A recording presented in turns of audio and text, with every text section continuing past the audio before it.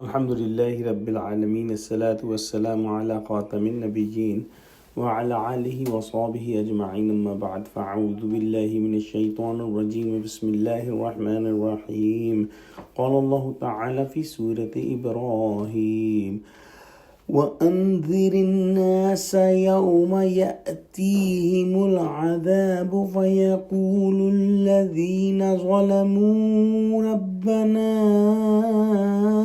أخرنا إلى أجل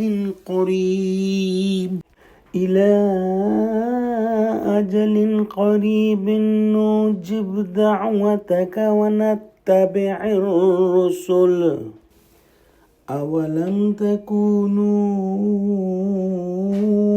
أقسمتم من قبل ما لكم من زوال۔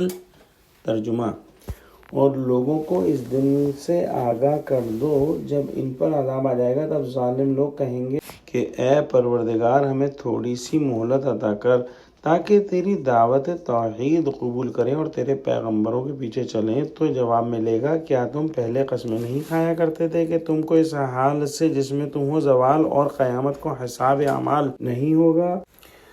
یعنی یہاں پر یا تو قیامت کے دن اور عذاب اخروی کا عذاب مراد ہے، یا موت کا وقت اور اس کے سکرات اور قبض و روح کی شدت، یا دنیاوی عذاب سے ہلاک ہونے کا دن مراد ہو سکتے ہیں، واللہ عالم۔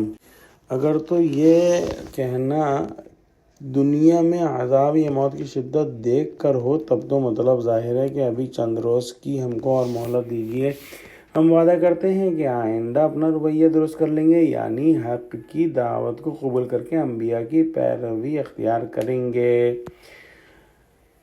یا پھر اگر یہ قیامت کے دن کا معاملہ ہے تب مہلت طلب کرنے کے معنی یہ ہوں گے کہ ہم کو دوبارہ تھوڑی مدت کے لیے دنیا میں بھیج دیجئے، پھر دیکھیے ہم کیسی وفاداری دکھلاتے ہیں۔ تو ان کو جواب میں انکار ملے گا، یعنی تم وہی تو ہو جن میں کہ بعض مغرور اور بے باک زبان قول سے اور اکثر زبان حال سے قسمیں کھاتے تھے کہ ہماری شان و شکوہ کو کبھی زوال نہیں، نہ کبھی مر کر خدا کے پاس جانا ہے، اور اس دن کے آنے سے تم بالکل منکر تھے۔ تو پھر جب تم نے اپنا موقع گنوا دیا تو اب واپسی کا کوئی راستہ نہیں۔